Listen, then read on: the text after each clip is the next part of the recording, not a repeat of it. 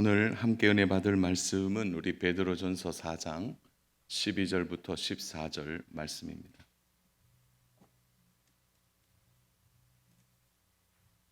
우리 베드로전서 4장 12절부터 14절 말씀까지입니다. 네, 우리 찾으셨으면 세 구절이에요. 우리 합독하면 좋겠습니다. 우리 세 구절이니까요. 우리 같이 12절부터 14절까지 합독합니다. 사랑하는 자들아, 너희를 연단하려고 오는 불시험을 이상한 일 당하는 것 같이 이상히 여기지 말고 오히려 너희가 그리스도의 고난에 참여하는 것으로 즐거워하라. 이는 그의 영광을 나타내실 때에 너희로 즐거워하고 기뻐하게 하려 함이라. 너희가 그리스도의 이름으로 치욕을 당하면 복 있는 자로다. 영광의 영 곧 하나님의 영이 너희 위에 계심이라. 아멘. 자, 오늘 우리가 읽은 이 본문의 말씀을 좀 가지고 능숙한 그리스도인이라는 말씀의 제목으로 하나님 말씀을 증거하겠습니다. 오늘은 이제 10월의 첫째 주이기도 하고 75주년 국군의 날이기도 합니다. 참 어떤 의미에서 보면은 우리나라에 참 씻을 수 없는 동족 상잔의 큰 비극이 바로 75년 전이죠. 73년 전에 있었고 또 이를 통해서 이 나라의 안위가 얼마나 중요한지를 알게 됩니다. 무엇보다도 우리 외교와 국방을 위해서도 우리 성도 여러분들이 많이 기도해 주시기를 바랍니다. 지금도 전 세계는 끊임없는 전쟁의 소용돌이 속에 있습니다. 특별히 우리가 우크라이나를 위해 기도해야 될 이유도 여기에 있는 것이죠. 벌써 전쟁이 1년 8개월입니까? 1년 8개월 가까이 지속되고 많은 사람들이 죽기도 하고 다치기도 하는 큰 슬픔 속에 있다는 거 기억하시고 늘 기도해 주시기를 바랍니다. 그러나 사실은 우크라이나 이 전쟁을 우리가 좀 생각해 보면은 이미 2014년부터 러시아와 우크라이나의 국지전이 계속된 것입니다. 그리고 난 뒤에 이제 본격적인 전쟁이 일어나게 된 것이죠. 사람들은 이제 전쟁이 나게 되면 어느 나라가 이길까 여기에 관심을 갖게 됩니다. 사실 우리도 한 번씩 뉴스를 통해서 어느 나라가 전쟁에 이길 것인가에 대한 우위들을 생각해 보기도 하는 것이죠. 그러나 우리에게 항상 이제 중요한 이 전쟁에 있어서 무엇보다 전쟁에 이기는 방법은 좋은 장비, 첨단 무기, 뭐 그런 것으로 우리는 전쟁의 승패를 가늠하기도 합니다. 그러나 사랑하는 여러분, 정말 전쟁에서 가장 강력한 무기는 뭘까요? 지금까지의 모든 전쟁사에서 동일한 전문가들의 동일한 일치된 의견이 하나 있습니다. 그것은 첨단 무기도 그리고 많은 어떤 전쟁에 있어서 필요한 군비도 아니고 가장 중요한 것은 바로 노련한 지휘관이 있느냐 없느냐라는 것이죠. 그래서 전쟁의 승패에 있어서 가장 중요한 것은 노련하고 능숙한 지휘관이 어느 편이 더 많으냐, 여기에 전쟁의 승패가 달라지는 것입니다. 사랑하는 여러분, 미군이 가장 강력한 이유가 뭘까요? 미국이라는 나라의 가장 강력한 이유는 2차 세계대전 이후에 모든 전쟁에 미군들이 개입이 되어 있습니다. 그러니까 수많은 전쟁과 실전을 치르면서 그들 안에 있는 인적 자원이 우리가 상상할 수 없을 만큼 많은 능숙하고 노련한 지휘관들이 바로 미군 안에 있다는 것이죠. 그래서 여러 가지의 어떤 지표라든지 그러한 치수보다 말할 수 없는 가장 가공한 큰 힘은 노련한 지휘관들이 그 속에 많이 포진되어 있다는 것이죠. 이게 모든 전문가들이 말하는 절대적인 힘이라고 말하고 있는 것이죠. 기독교 역사 속에 가장 힘든 시기를 뽑으라면 그것은 바로 1세기를 살았던 성도들입니다. 오늘 우리가 본문을 가지고 배경을 설명할 수 있다면 베드로 전후서에서 베드로가 흩어진 우리 유대인들, 디아스포라라고 말하는 이들의 삶에 대한 가장 큰 베드로의 권면의 핵심은 너희들이 치르고 있는 이 신앙의 전쟁에 있어서 너희들이 노련하고 능숙한 그리스도인이 되었으면 좋겠다라는 것이 베드로 전후서의 가장 큰 핵심입니다. 초대교회 당시 1세기를 우리는 이미 머릿속에 상상하고 기억하고 있습니다. 그 시기가 얼마나 어렵고 힘든 시기라는 것을 너무나 잘 알죠. 왜냐하면 그리스도인이 된다는 것은 곧 죽음을 의미하기 때문입니다. 예수님을 믿는 그 믿음의 순간, 내가 예수님을 믿겠다 하는 순간 바로 고난과 시련이 너무나 당연하게 그들 속에 바로 일어나게 된다는 것이죠. 1세기를 살았던 성도들은 거리를 마음대로 다닐 수 없었고 경제생활 자체가 많은 제약이 있었던 것입니다. 그래서 로마서 10장 10절은 우리들에게 이 말씀을 주십니다. 사람이 마음으로 믿어 의에 이르고 입으로 시인하여 구원에 이르느니라. 입으로 시인한다라는 이 표현은 우리가 글로서 그냥 쉽게 말하기도 하지만 그 당시에 입으로 시인하는 것은 곧 자기의 목숨과 바꾸는 일이기 때문에 이 일이 얼마나 무섭고 두렵고 힘들고 어려운지는 1세기를 살았던 성도들은 너무나 잘 알고 있는 거죠. 입으로 시인하는. 오늘을 사는 우리들에게 입으로 시인하는 일은 신앙의 자유가 있는 이 시대 속에서는 어떻게 보면은 그 당시와 오늘과 비교할 수 없을 만큼 그 무게의 차이는 분명히 날 것입니다. 입으로 시인하는 순간 자신의 인생이 어디로 가는지 모를 만큼 급박하고 절박한 상황에 빠질 수 있는 그 시대가 바로 1세기를 살았던 성도들이죠. 그래서 신앙은 곧 고난이며 죽음을 의미한 것입니다. 그러나 사랑하는 여러분, 한번 이 사실을 다시 한번 우리가 반대편에서 좀 생각해 본다면 1세기를 살았던 성도들은 고난과 죽음이 그들의 문 밖에 늘 있었고 힘들고 어려웠지만 동시에 그들 가운데는 노련하고 능숙한 성도들이 많이 있었다는 것을 우리들에게 반증해 주는 것입니다. 고난과 시련을 통해 그들 안에 제대로 신앙을 배우고 제대로 신앙이 자라고 마치 그 어려운 풍랑이 노련한 어부를 만들듯이 그 풍랑 자체가 아주 능숙하고 노련한 성도들을 세우고 교회 안에 두었다는 것은 어떤 의미에서 좀 반전이기도 하고 역설이기도 하지만 1세기 성도들에게는 또 다른 축복이었다는 것을 우리는 생각해 보게 되는 것입니다. 사실 우리가 이 베드로 전서를 오늘 본문을 읽었는 것은 우리가 이미 결과를 갖고 있는 것이죠. 그러나 베드로가 이 서신을 쓸 때는 결과보다 그 과정에서 오는 여러 가지 고난과 시련 자체에 무게를 뒀지만 오늘 우리가 이 말씀을 받을 때는 그 고난과 시련 이후에 바로 새롭게 세워지고 성숙할 성도, 노련해지고 능숙한 성도들이 이러한 불시험을 통하여 우리가 배우고 또 익히고 성숙해지는 것은 오늘 우리가 살아가는 이 시대 속에 너무나 중요한 우리의 영적 과제라는 것을 우리는 동시에 기억해야 합니다. 사랑하는 여러분, 베드로는 우리가 성도가 될 때 우리에게 찾아오는 또 하나의 과정을 오늘 12절에서 잘 설명하고 있습니다. 우리 한번 12절을 우리 한 목소리로 함께 합독하겠습니다. 사랑하는 자들아,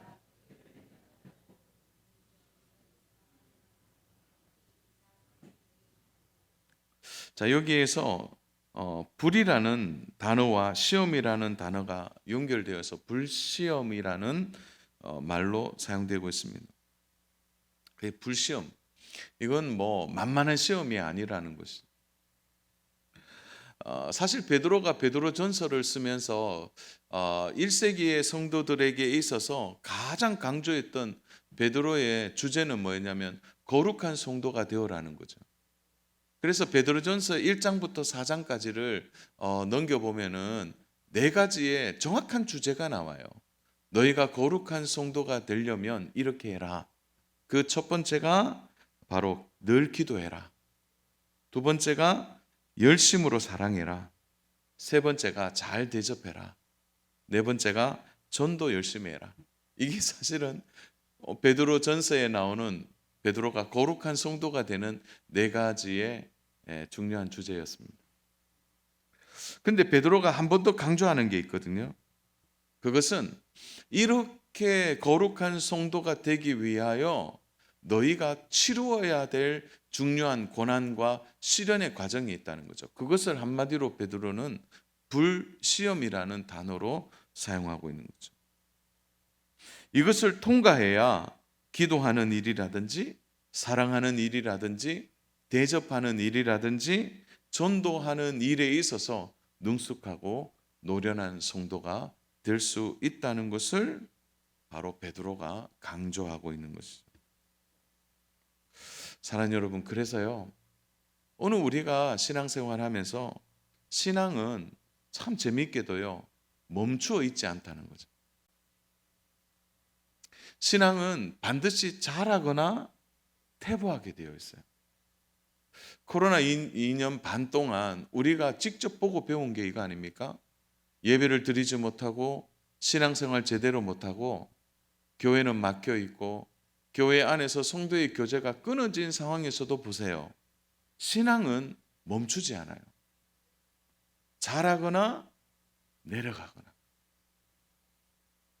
그런 의미에서 보면 이 성도라는 중요한 우리의 신분에 있어서 그 성도가 성도 되기 위하여 하나님이 하시는 가장 중요한 과정 중에 하나가 불시험이라는 것입니다.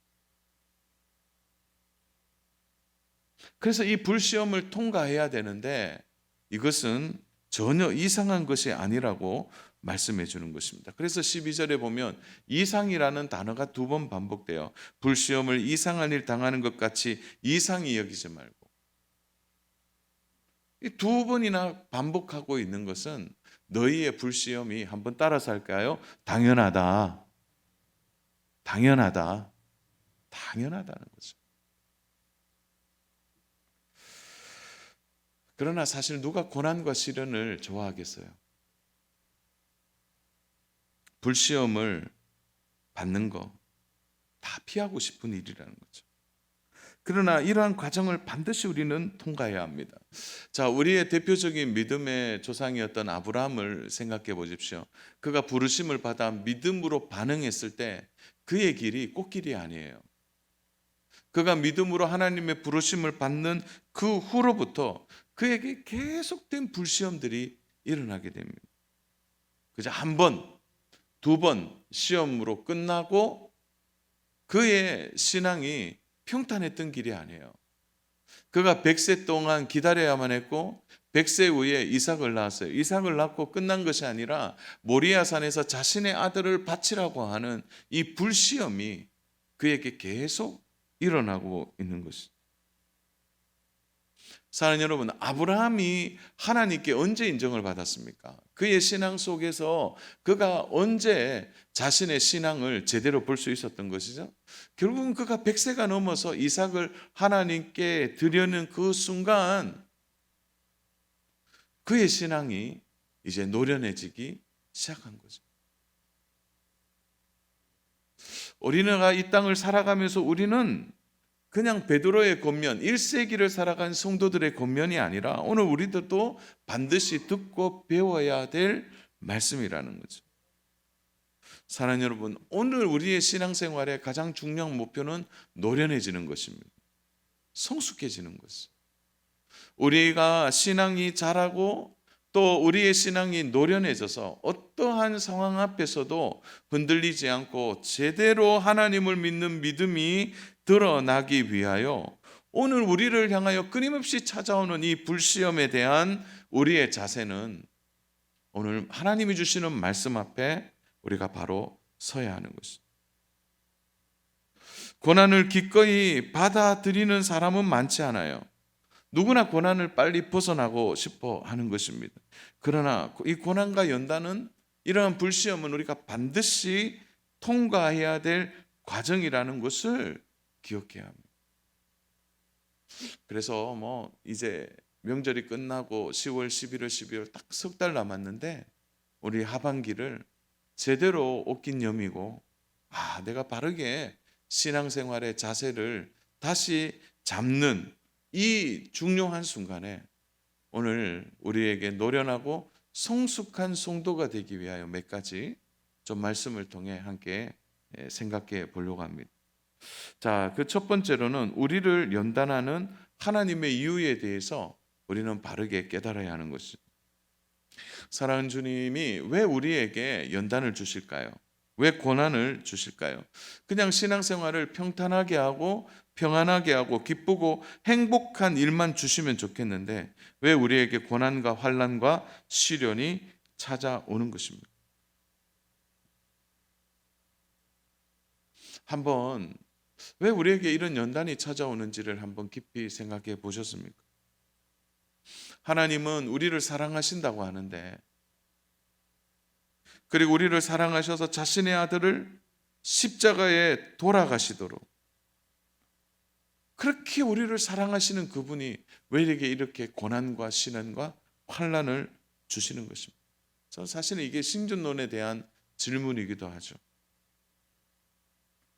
그러나 사랑 여러분, 하나님 우리에게 이러한 연단을 주시는 가장 중요한 이유는 이것이 바로 하나님의 계획이라는 거죠.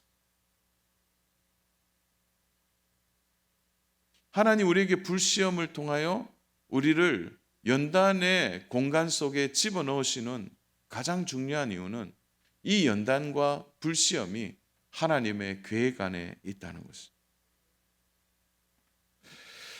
저는 신학적인 설명보다는 우리가 이해하기 쉽게 말한다면 우리의 신앙생활이 좀 더 성숙할 수 있도록, 신앙생활이 노련하게 될 수 있도록 우리를 만들어 가시는 하나님의 작업이 불시험이라는 형태로, 고난이라는 형태로 우리에게 주어진다는 것입니다. 그래서 베드로가 12절에서 이 연단을 이상한 일 당하는 것으로 생각하지 말라고 권면합니다. 그것은 신앙의 입문에 있어서 우리에게 당연히 일어나는 일이라는 거죠. 하나님을 잘 믿는데 우리에게 병이 오기도 해요. 하나님을 잘 섬기는데 어려움이 찾아온단 말이죠. 신실한 부모 밑에 이해할 수 없는 자녀들이 나타나기도 하죠. 그리고 나는 잘함에도 불구하고 내 주변에 실수를 통하여 동시에 우리는 어려움을 겪게 되기도 하는 것입니다. 그러나 우리가 머리에 가장 염두에 될 것은 이러한 불시험과 연단은 우리를 멈추게 하는 것이 아니라는 거예요. 반드시 우리를 자라나게 만든다는 것입니다. 이것이 우리의 신앙의 일부가 되기도 하고 이것이 우리의 신앙의 성숙을 위하여 밑그림을 그려주는 하나님의 계획이요 하나님의 작업이라는 사실을 기억해야 합니다. 사랑 여러분, 우리의 인생이 굳건해지는 가장 중요한 것은 행복하다고 굳건해지는 게 아니에요.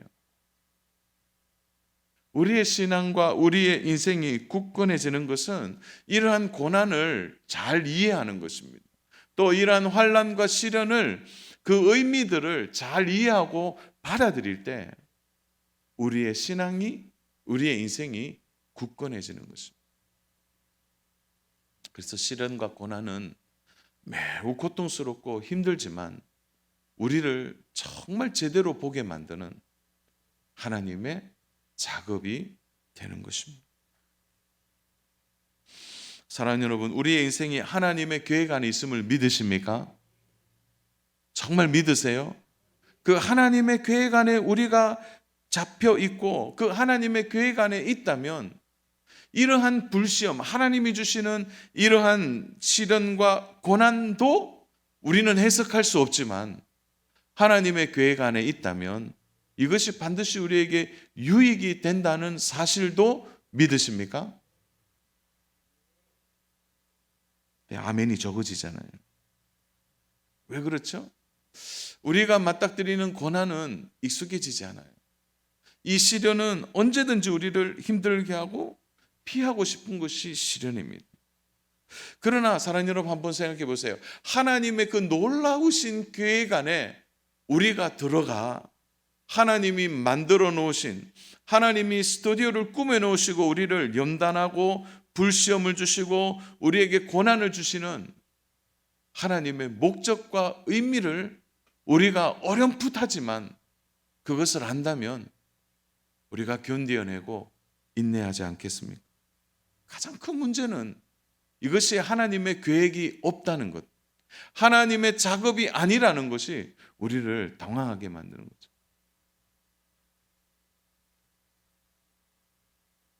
그러나 성도들은 반드시 하나님의 계획 안에 들어와 하나님이 만들어 놓으신 훈련을 통과해야 합니다. 어떤 분들은 그렇게 생각해요. 나같이 보잘것없는 사람한테도 왜 이렇게 고난이 많은가? 나는 뭐 능력 있는 사람도 아니고 나는 뭐 세상에서 잘 나가는 사람도 아닌데 뭐 그런 사람들이 뭐 고난을 통하여 일어나기도 하고 그런 사람들은 뭐 많은 사람들의 주목을 받지만 나는 아무것도 아닌데 왜 나에게 이런 고난을 주시나? 그런 분들도 계실 거예요. 그러나 사랑하는 여러분, 한번 곰곰이 생각해 보세요. 지금 이 순간까지 전 세계에 수많은 사람들이 이 땅을 살다가 돌아가셨어요. 그래서 지금까지 세상에 태어나 죽은 사람들을 조사해 보니까 한 1,000억 명 정도, 1,000억 명 정도 된다고 그래요. 그런데요, 하나같이 똑같은 사람이 없어요. 심지어 지문도 다 다릅니다. 그런 의미에서 보면 내가 보잘것없다고 말하지만 나는 이 세상에 단 한 사람이에요. 그가 잘났든 못났든 간에 지구상에 단 하나 존재하는 나의 의미가 있는 것이죠. 이것은 다시 말해서 하나님이 각자에게 주시는 창조의 목적을 따라 하나님은 각자에게 하나님의 계획이 다 다르다는 겁니다. 1,000억만 명이 똑같은 게 아니에요. 하나님의 놀라운 계획이 다 다르게 그 사람들에게 각자에 맞게 적용되어지는 것입니다. 사랑하는 여러분, 그래서요, 신앙이 자라려면 언제든지 우리는 질문해야 됩니다. 기독교의 신앙은 그 의미를 계속해서 질문하는 거죠. 하나님이 왜 나에게 이런 시련을 주시고 이런 고난을 주시는가? 결국은 이러한 연단과 고난과 시련을 통하여 하나님의 목적은 하나예요. 그것은 하나님의 놀라운 계획을 우리를 통해 이루시기 위하여 우리를 노련하게 만드시는 겁니다. 그래서 우리는 모두 다 과정 속에 있다가 과정 속에서 살고 과정 속에서 하나님의 부르심을 받을 것입니다. 사랑하는 여러분, 그러므로 우리가 가지는 가장 큰 대의 중에 하나는 우리가 하나님의 놀라운 계획 안에 있구나. 그러므로 이러한 불시험이 하나님의 계획이요 하나님의 작업이라는 사실, 그 의미를 모른다 할지라도 우리를 노련하게 만들어 가시는 하나님의 작업과 계획이라는 사실을 꼭 마음속에 믿음으로 그 사실을 의지하고 살아가는 우리 분명하고 신실한 하나님의 자녀 되기를 주님의 이름으로 축복합니다. 그래서요, 하나님의 이 시련과 고난은 우리에게 고통이 목적이 아니라 바로 우리를 잘 재련하는 데 목적이 있다는 거예요. 이게 두 번째입니다. 첫 번째로는 연단은 하나님의 계획 안에 있다는 것이고, 두 번째로는 고통이 목적이 아니에요. 우리를 잘 재련하는 데 목적을 두고 있다는 것이죠. 그래서 12절에 보면 연단하려고 오는 불시험이라고 말하는 이러한 연단은 고통과 아픔을 통해 우리를 무너뜨리는 게 목적이 아니에요. 사랑하는 여러분, 많은 분들이 하나님이 주시는 고난에 대해 오해하고 있어요. 그것은 이 고난을 통하여 결국 내가 넘어지고 무너지는 것이라는 우리만의 결론을 가질 때가 얼마나 많이 있는지 모릅니다. 그런데 아닙니다. 우리에게 고난을 주셔서 우리를 괴롭히는 것이 하나님의 목적이 아니에요. 하나님의 목적은 우리를 잘 재련하는데 그 목적이 있는 것입니다. 그래서 12절에 불시험이라는 이 단어가 헬라어로 보면 이 조금 어려운 단어인데요. 피로세이라는 단어인데 이게 뭐냐면 순수한 금속을 얻기 위해 재련한다는 의미가 있습니다. 무엇 때문에 우리를 재련하시는 거죠? 그러므로 이 재련은요, 끊임없이 불을 통하여 가열하게 되어 있습니다. 왜 불을 통하여 가열할까요? 불순물을 제거해야 되기 때문에. 그래서 불 같은 연단은 올바른 것과 올바르지 않는 것을 분리하죠. 동시에 우리 안에 있는 수많은 불순물들이 제거되는 것입니다. 여러분, 금이 녹는 온도가 1603도라고 말해요. 그리고 은이 녹는 농도가 1535도. 바위가 녹는 온도가 700도에서 1200도라고 합니다. 유리는 400도에서 500도, 600도에서 유리가 녹습니다. 그런데 처음에는 이 모든 덩어리가 함께 있다가 400도, 500도가 되면 유리 같은 성분들이 가장 먼저 녹아요. 그리고 700도가 넘어가고 이제 넘어가면서 그 위에 있는 흙이 그리고 있는 바위가 녹기 시작하고 그 안에 있는 이제 쇠가 녹기 시작하고 이제 은이 녹기 시작하고 그리고 난 뒤에 모든 것이 분리되어 가장 순수한 금이 재련되게 되는 것이죠. 처음에는요, 나쁜 것과 좋은 것이 함께 섞여 있습니다. 우리가 신앙에 입문하고 신앙생활하면서 우리도 스스로 모를 때가 많이 있어요. 내 안에 이것이 얼마나 큰 불순물인지는 몰라요. 그러나 연단은 결국 그 불을 통하여 우리 안에 있는 불순물들이 제거되기 시작합니다. 하나, 둘씩. 좀 속상한 일이긴 하지만 우리 성도들 가운데 큰 시험에 드는 분들이 있어요. 불의 온도가 높은 거예요. 불의 온도가 정말 높은데 너무나 견디기 힘들어요. 그러나 꼭 견뎌내야 합니다. 우리 외에 지금 암으로 고생하는 성도들이 있습니다. 그 불시험을 이겨내야 돼요. 지나가야 됩니다. 그리고 난 뒤에 힘들지만 그 안에 함께 섞여 있는 것, 좋은 것과 나쁜 것이 섞여 있다가 분리되기 시작하는 거죠. 순전한 금은요, 끊임없이 가열해야 합니다. 이러한 재련의 과정을 통하여 마음이 녹기 시작해서 올바른 것과 올바르지 않은 것이 구별되어지고 하나님의 것과 나의 것이 분리되기 시작하는 겁니다. 이때 우리 안에 신앙의 바른 인식이 생겨나게 되고 이것이 믿음이라는 사실을 깨닫게 되면서 불순물을 제대로 보기 시작합니다. 그것이 재련의 목적이 되는 것입니다. 불시험이 없을 때는요, 막 섞여 살아요. 하나님의 것과 나의 것도 구분되지 않고요, 올바른 것과 올바르지 않은 것도 구별되지 않고 그냥 사는 거지. 그러나 이러한 연단을 통하여서 우리가 새롭게 변화되는 것입니다. 그러므로 이 불시험을 우리를 고통과 환난을 통하여 무너뜨리는 것이 아니라는 것을 기억해야 합니다. 그래서 신앙이 온전고 올바르게 자라려면 제대로 재련돼야 돼요. 제대로 불시험을 통과해야 된다는 것입니다. 주 안에 사랑하는 여러분, 우리가 지금 각자의 다른 온도에서 지금 재련되고 있다고 생각합니다.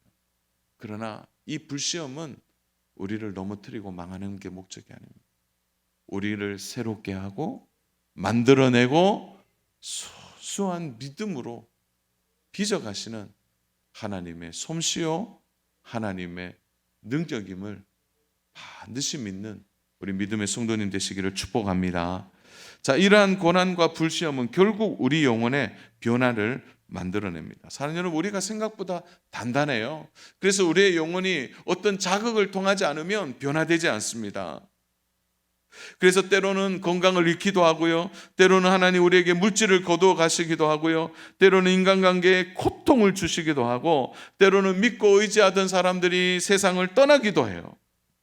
그러나 우리에게 분명한 목적이 있는 것입니다. 그것이 베드로는 13절 14절에서 하나님의 영광이라는 단어를 사용하고 있는 것이죠. 사랑하는 여러분, 이 영광이라는 단어를 우리식으로 해석하면 있는 거예요. 결국 그러한 불시험이 우리 가운데 있을 때 동시에 하나님의 영광이 우리 위에 있다는 것은 하나님의 임재를 의미하는 것입니다. 그 불시험을 통하여 우리는 하나님을 의식하게 되는 거예요. 하나님의 영광을 경험하게 되는 것입니다. 요셉은 너무나 큰 충격에 빠지게 되죠. 어느 순간 그는 족장의 아들에서 노예가 되어버린 것입니다. 자기의 잘못도 아닙니다. 그러나 힘든 연단과 불시험 속에 살게 되는 거죠. 그러나 요셉은 자신에 대하여 어떤 판단도 하지 않아요. 이때 요셉이 어디에 집중합니까? 형들에게 집중하지 않습니다.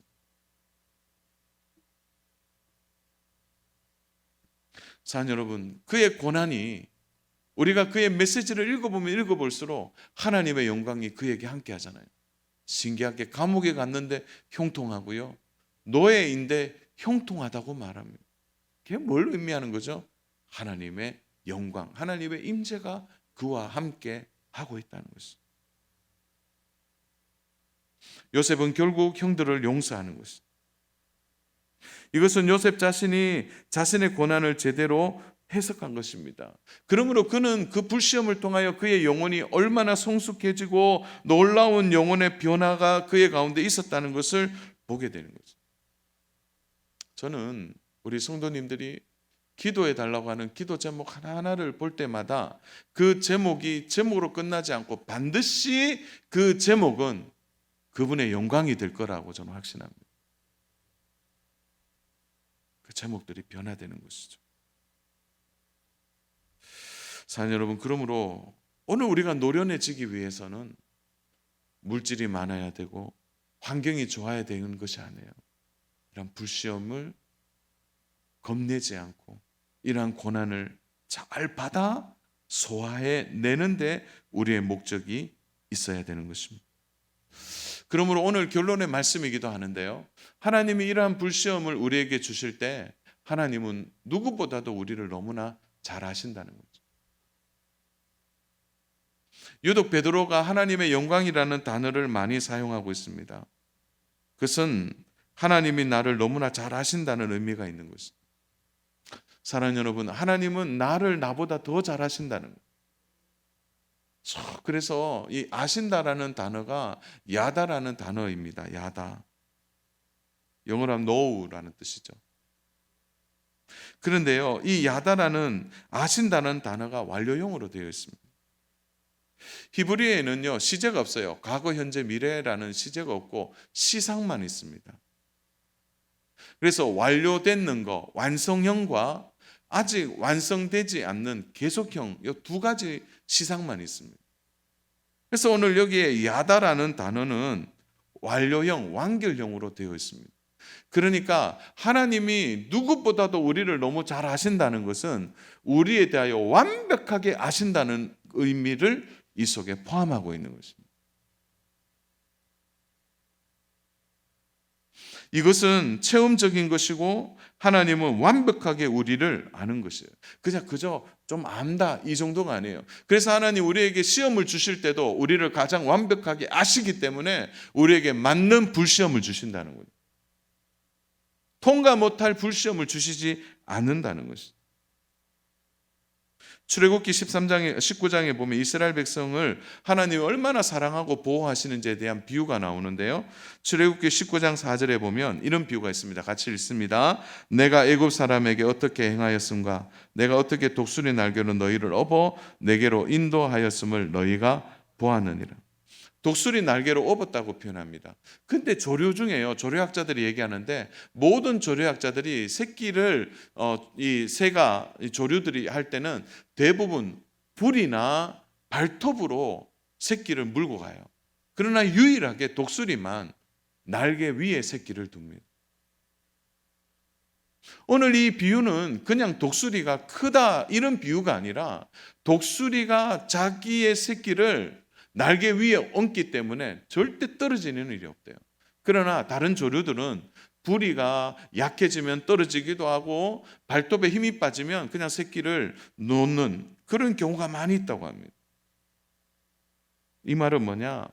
독수리가 완벽하게 자기 새끼를 보호하듯이 바로 하나님이 우리를 너무 잘 아시기 때문에 완벽하게 우리를 보호해 주신다는 것입니다. 아마 저의 인생길에 있어서 저는 4번의 가장 큰 위기가 있었던 것 같습니다. 그 첫 번째가 바로 명절 때.